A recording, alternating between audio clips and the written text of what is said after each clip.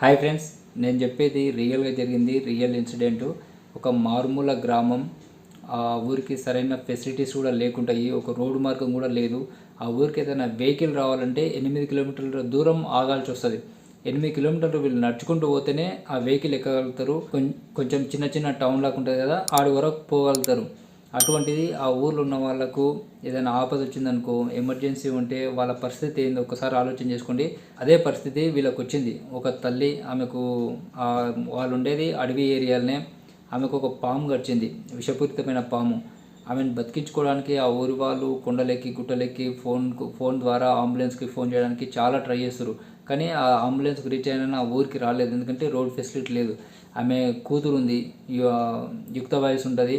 తల్లిని ఎట్లా చేసి బతికించుకోవాలని చెప్పి ఆమెని ఈపులు వేసుకొని ఒక చీర ద్వారా ఆమె ఇట్లా జారిపోకుండా, ఎందుకంటే ఆమె పాము కరిచినాక ఆమె ఆరోగ్యం క్షీణించిపోతుంది, తర్వాత స్పృహ లేకుండా అయిపోయి కింద పడుతుంది అంటని చెప్పి చీరతోటి ఆమెని వెనక కట్టుకొని 8 కిలోమీటర్లు నడుచుకుంటూ పోయింది. అట్లా రాళ్ళు రప్పలకించి ఆ కాలిబాటన 8 కిలోమీటర్లు నడుచుకుంటూ పోయింది. ఇప్పుడున్న జనరేషన్ నార్మల్గా ఎట్లుంది, ఒక స్కూల్కి పోవాలన్నా కాలేజ్కి పోవాలన్నా బైక్ లేనిది, స్కూటీ అవి లేనిది పోలేరు వాళ్ళు. అట్లీస్ట్ ఒక హాఫ్ కిలోమీటర్ కూడా బ్యాగ్ వేసుకొని నడవలేకపోతారు. అటువంటిది తల్లిని ఈపు కట్టుకొని 8 కిలోమీటర్లు నడుచుకుంటూ పోయింది. అక్కడ ప్రైమరీ ట్రీట్మెంట్ అందించిన తర్వాత ఆమెని మళ్ళీ వేరే పెద్ద హాస్పిటల్కి పంపించారు. అప్పటికే ఆమె ఆరోగ్యం చాలా క్షీణించిపోయింది. పెద్ద హాస్పిటల్కి పోయిన తర్వాత ఆమెకు ట్రీట్మెంట్ చేశారు, కానీ ఆమె బతకలేకపోయింది. ఎందుకంటే ఆ ఊరికి రోడ్ ఫెసిలిటీ లేదు. ఇన్ టైంలో తీసుకొస్తే ఆమె బతికేది. ఆమె కాలినడకన 8 కిలోమీటర్లు అంటే ఎంత లేదన్నా 2 గంటలు 3 గంటలు టైం పడుతుంది. అంత లేట్ అయ్యేసరికి ఆ విషయం మొత్తం బాడీకి మొత్తం స్ప్రెడ్ అయిపోయింది. ఆమె ఆరోగ్యం కంప్లీట్గా క్షీణించిపోయింది.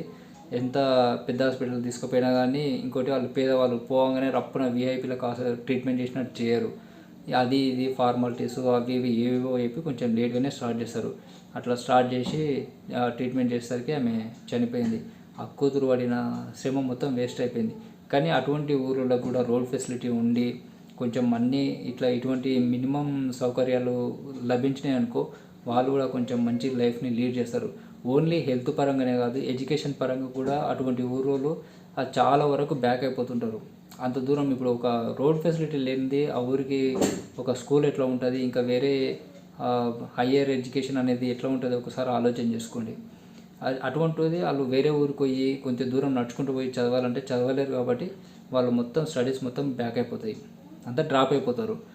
కాబట్టి ఇటువంటి మారుమూల గ్రామాలకు కూడా రోడ్ ఫెసిలిటీ వేసి కొన్ని మినిమం సౌకర్యాలు కల్పించాలని చెప్పి నేను ఈ వీడియో ద్వారా కోరుకుంటున్నా.